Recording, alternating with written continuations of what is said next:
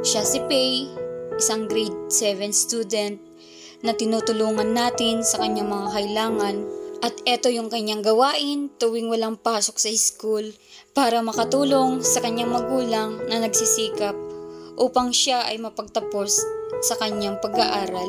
At nabilib din ako sa batang ito kasi kahit wala siyang baunin pagpasok sa school ay pinupursigido pa din niyang makapag-aral. Once again mga kalingap, ngayong araw ay nandito ako kila, anong pangalan mo ulit? Si Pei, ayan, limot ko. At may blessing po tayo sa kanila, may share po tayo sa kanila ngayong araw. Kumustahin na din natin yung pag-aaral ni Pei. Yun no. Nabutan ko walang tao. Nasaan ka, Pei? Naglabas po. Naglabas. Kumusta ang pag-aaral mo, Pei? Ayos naman po. Ayos naman. Saan yung yung nanay mo? May naasikaso po sa bayan po ata. Yung mga ewan ko po dun. Kung anong inaasikaso. Para sa magandang ikaw unlad nyo. Ano yun? 4-piece ganon? Hindi ko lang po alam. Kumusta pag-aaral mo, Pei? Ayos naman po. Nung nakaraan pumunta ako dito, wala ka daw. Pumasok ka nung Friday. Di po. Nakakita ko po kayo nung nakaitim po ata kayo nun. Okay. Nakamotor kami nun, Oo. Pauwi pa lang po ako nun. Oo. Galing din kami nun sa, sa malayo, sa Alayaw, yung pinakamalayong pinupuntan namin. Ano naman yung mga pinagkakabalan mo ngayon sa school nyo? Dito ka, nasisinagan yung mukha mo. Buti hindi nangangagat tong aso nyo, Mabait naman po yan. Mabait, Kahit bagong anak. Hindi nang Ano yan? Kumusta naman yung mo, mga gawain sa school? Busy ka, lagi. Di kita na-chechempuan dito. Kakatapos lang po namin ng event sa pageant po. Hindi naman po ako nagsali. Bakit di ka nagsali? Wala po akong susuotin. Ba't di ka nagsabi? At ako nagsuporta ng mga pang makeup, pang damit mo. Pero sinasali ka? Sayang din po kasi yung grades. Oo. Ba't di ka nagsabi sa akin? Dapat nagsabi ka sa akin. Dapat makuha ko pala yung number mo para pag may kailangan ka ganun si school. Magsabi ka lang para matuloy yung mga ganyan, yung mga event. Syempre, sayang. Ilan naman ng magiging grades mo pag Depende po sa performance mo po. Depende sa performance, presentation. Tsaka kung ilan yung mahakot award mo, Oo. Anong event yun? Intramurals? Hindi. Candidates lang. Performance lang po namin yung sa English. Okay. Dapat ka para... Ang dadating pa po namin intrams ay sa 16 pa po. Pero may pageant. May pageant pa rin po nun. Sali ka? Iba po yung napili.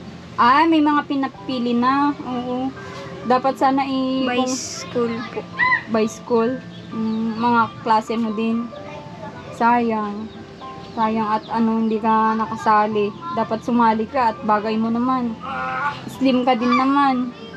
Marunong ka din mag-post ganon, maglakad-lakad ng pang pageant. Minsan ba nakasali ka na? Hindi pa.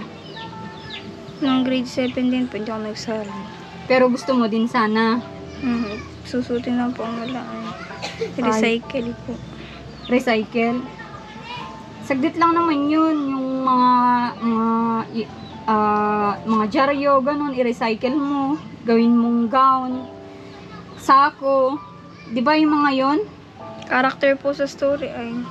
Okay. Mga character pala. O di, yung parang witch, ganun. Bagay mo yun at maganda yung mukha mo. Di bale, na lang, sa sunod na lang, basta magsabi ka sa akin. Kunin ko yung number mo ngayon. Kunin mo yung number ko. Kung may gusto kang sabihin, gusto kang pag-isalihan na wala kang gagamitin, magsabi ka sa akin at susupport naman kami sa mga ganyan. Lalo sa mga estudyante namin na kagaya mo. Yun. Tapos na ba yung nyo? Yung second grading? Hindi pa. Ma-exam pa lang po kami. May exam pa lang? Kakatapos Kakabigayan lang po ng card ay. Okay. Kumusta naman yung card mo? Yung First first naman po. line of yung mga grade mo? Ang average ko po ay nung kinalculate po ay 87 po ata yun. 87. Ang taas din naman pala, ano? Maganda yan at yan. I-maintain mo lang hanggang matapos mo yung grade 8. 8 ka na. Oo. Parang na yun ay grade 8 third year high school. Grade 8, grade 9, 10, second year. Second year po. Oh, second year. Sa school nyo ba, Faye, nag-o-officer ka din? Hindi. Hindi po. Ba't di ka lumalaban sa mga officer, ganun? Para ma-experience mo, kahit muse lang, ganun. Walang nag-nominate sa iyo? Sa school ba, madami ka din mga kaibigan? Madami. Kasi kung ganun na madami kang kaibigan, mas masaya yung high school life, Pero depende na din kasi sa kaibigan yan kung talagang masiyahin kayong magkakaibigan, syempre. Tapos gawin ka pang parang ganyan, yung mga may gawin kang officer, ganun, di ba? Hindi ka naman yung parang alone lagi, yung parang gusto mo mag-isa lagi sa school, hindi naman po. Pala kaibigan ka din. Halos lahat naman po kakilala ko dyan. Oo. Tsaka, maiba tayo, Faye. Si mama mo ba, nasan siya ngayon? May inaasikaso Ay, na oo po nga siya. pala, nagtanong na pala ako kanina, pasensya ka na at pagod na ako. Galing kami nagpamigay ng mga bigas at naisipan kong daanan na din kita. Actually, lahat ng napuntahan namin, nabigyan namin ay paisa-isa ngayon. Pero yung sa'yo, bigyan kita ng 2 para may, syempre, i-consume din kayong pagkain, no? May bigas pa ba kayo? Meron pa naman po. Meron pa naman. At si mama mo naman madiskarte, nagkukuskus ng kuko ngayon? Oo. Yan yung araw-araw niyang ginagawa. Parang hindi nag-i-stay dito, no? Minsan po dito po napunta yung iba. Minsan naman po siya. Okay. Siya na yung dinadayo. Kilala na talagang Pinagalitan din po kasi siya ni Papa pag gabi na. Bakit? Na nga po, sireno na. Tapos, inaabot na po siya ng gabi maglinis. Tapos, tag-ulan pa ngayon. Si Papa mo ba may trabaho pa din? Meron pa naman po, dun pa rin po sa Albino. Anong ginagawa nila doon? Nagagawa po sila ng bahay. Bahay. Oo. Maganda at pinagkatiwalaan nila si Papa mo maggawa ngayon, Pero yun ay parang paminsan-minsan lang. Pansin ko yun, daming parang tapa lang, ang dami pinag-ulaman. Tinitinda po ata nila yan. Pinaulam Gusto po. kong makita yung baboy mo, Faye. Malaki na ba? Kumustahin nga natin yung baboy mo. May baboy po si Faye. Ayun, nalagaan dito. Ayun, ang laki na nga. Ano yan? Kailan nyo pwedeng i-dispose yan, Faye? Sa binyag po ata yun ng kapatid ko po. I-dispose nyo na. Ano yung kakatayin o ibebenta? Kakatayin pala. Pangkatay pala yan. Yan lang.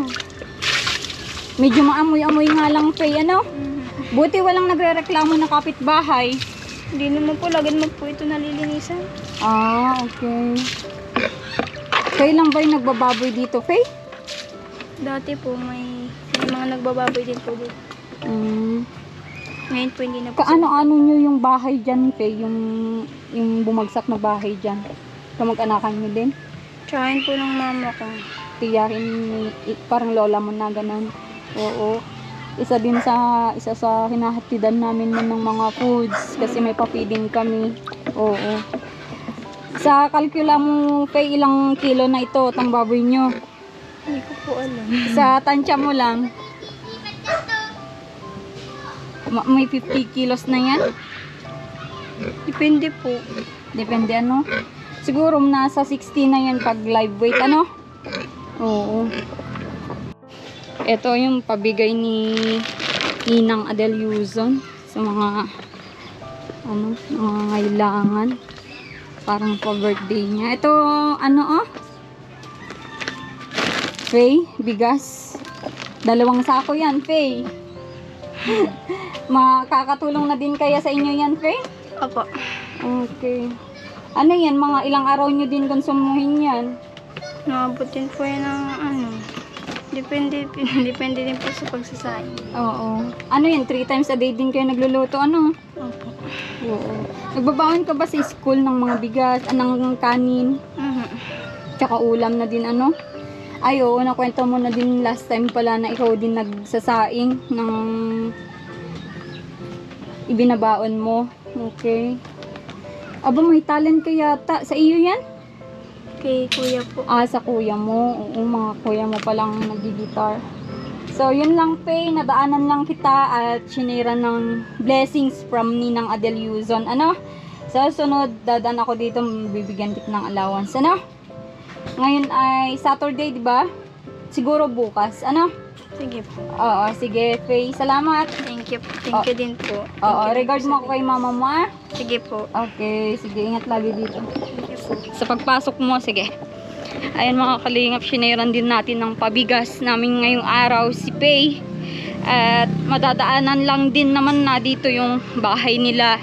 At ayan, support nyo din po yung video natin kila Faye. At tuloy-tuloy natin yung pagtulong sa kanila, sa kanya. At siya po ay estudyante natin. Ayan, binibigyan ng mga allowance, mga pangangailangan. At dito ko muna tapos ang aking vlog. Support nyo po aking YouTube channel, Commander ni Marcos, sa aking page, Alma Vlog, at sa lahat ng bumubuo ng Team Kalingap. Thank you so much. God bless.